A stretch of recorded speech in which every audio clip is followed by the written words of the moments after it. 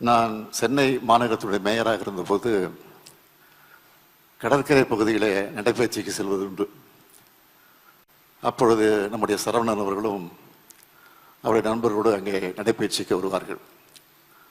நான் அடிக்கடி அவரை சந்தித்து பேசுவது உண்டு. சென்னையெல்லாம் எப்படி இருக்கிறது, எப்படி அதை டெவலப் பண்ணணும் அப்படின்லாம் எனக்கு அறிவுரைகள்லாம் சொல்லியிருக்கிறார். சென்னையில் இருக்கக்கூடிய பாலங்கள், நான் மேயராக பொறுப்பேற்றதை ஒரு 10 பாலங்களை கட்டினேன் என்பது உங்களுக்கெல்லாம் தெரியும், போக்குவரத்து நெரிசலை குறைப்பதற்காக.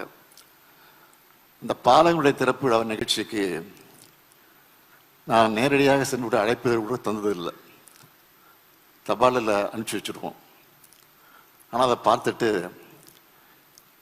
நிகழ்ச்சி தொடங்குவதற்கு 1/2 மணி நேரத்துக்கு முன்பே அந்த நிகழ்ச்சியில் முன்வரிசையில் அமர்ந்திருப்பார். நான் ஆச்சரியப்படுவது உண்டு. நான் பல நேரங்களில் மேடைக்கு அழைப்பது உண்டு அவரை. இல்லை நான் இங்கேயே இருக்கிறேன், சென்னை நகர மக்களுக்கு இது முக்கியம், அதனால தான் நான் இதை முக்கியம் என்று கருதி நிகழ்ச்சிக்கு வந்திருக்கேன் என்று என்னிடத்தில் அடிக்கடி சொல்வார். அது மட்டும் இல்லை, நான் மேயராக பொறுப்பேற்றிருந்த போது மாநகராட்சியில் படித்துக் கொண்டிருக்கக்கூடிய பள்ளி மாணவர்களை எல்லாம் விமானத்தில் திருப்பதி வரை அழைத்து செல்வதற்காக ஒரு ஏற்பாடு செய்யப்பட்டிருந்தது. ஏர் இந்தியா மூலமாக அந்த ஏற்பாடு செய்யப்பட்டிருந்தது. அந்த நிகழ்ச்சிக்கு காரணமே நம்முடைய ஏவிஎம் சரவணன் அவர்கள் தான். அவரும் என்னோடு வந்தார்கள். விமானத்தை போய் கொண்டிருந்த போது நாங்கள் பேசிக் கொண்டிருந்தது இப்போது என்னுடைய நினைவிலே பசுமையாக நினைவில் இருக்கிறது.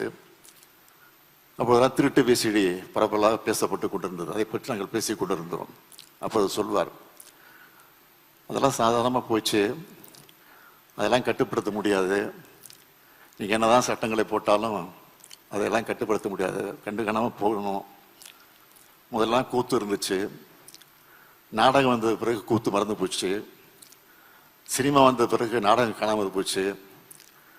அது மாதிரி ஒன்று அந்த நேரத்துக்கு வருகிற போது அதற்கு தகுந்த போல் நம்ம மாற்றிக்கொள்ள வேண்டுமே தவிர இதெல்லாம் பெரிய பிரச்சனையாக இருக்கக்கூடாது சாதாரணமாக சொன்னார். நான் அதையெல்லாம் இப்போ நினச்சி பார்க்குறேன். ஆக காலத்துக்கேற்ற மாற்றங்களை கொண்டு வர வேண்டும் என்பதில் அவர் ஆர்வம் காட்டினார். அந்த வகையில் எனக்கு அறிவுரைகள் எல்லாம் ஆலோசனைகள் எல்லாம் எடுத்து சொல்லியிருக்கிறார். 2006 அவருடைய அஞ்சல் தலையை தலைவர் கலைஞர் அவர்கள் தான் வெளியிட்டிருக்கிறார்கள். அதே போல 2023 இதே ஏவிஎம் ஸ்டுடியோவில் ஹெரிட்டேஜ் கார் அவருடைய கண்காட்சியை நாங்கள் வைத்திருக்கிறோம், நீங்கள் வர வேண்டும் என்று என்னை கட்டாயப்படுத்தி அழைத்தார்கள். நான் உடனே வந்த நிகழ்ச்சிக்கு நானும் கமல் அவர்கள் தான் வந்தோம். அப்போது ரொம்ப நேரம் அவரோடு நான் பேசிக்கொண்டிருந்ததான் நான் நினைச்சு பார்க்குறேன். அது மட்டும் இல்லை, 2006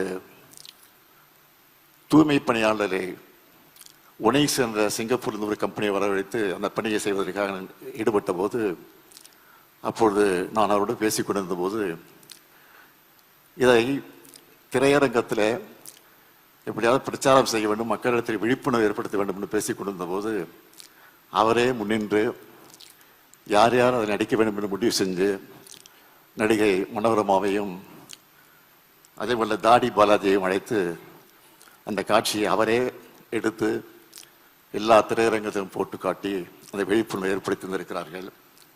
மக்கும் குப்பை மக்காத குப்பை என்பதை விழிப்புணர்வோடு மக்களுக்கு எடுத்து சொல்லக்கூடிய அந்த பணியை நிறைவேற்றி தந்ததாக நினைச்சு பார்க்குறேன்.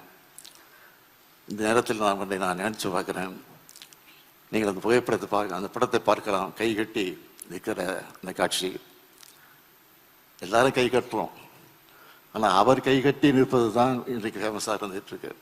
அது இன்னைக்கு நினைச்சு பார்க்குறோம். பயத்தின் காரணமாக இல்லை, அன்பின் காரணமாக, பாசத்தின் காரணமாக அந்த கை கட்டி பார்ப்பது. இன்னும் சொல்ல வேண்டும் என்று சொன்னால், அவர் கை கட்டுகிறார் சொன்னால் நம்ம எல்லாம் அவர் பாசத்தோடு நம்மை கட்டி போட்டு வைத்திருக்கிறதற்குத்தான் அவர் கை கட்டி இருக்கிறார் என்பது காட்டி கொண்டிருக்கிறார். ஆகவே அவருடைய புகழ் வாழ்க வாழ்க வாழ்க என்று சொல்லி முடிக்கிறேன். வணக்கம்.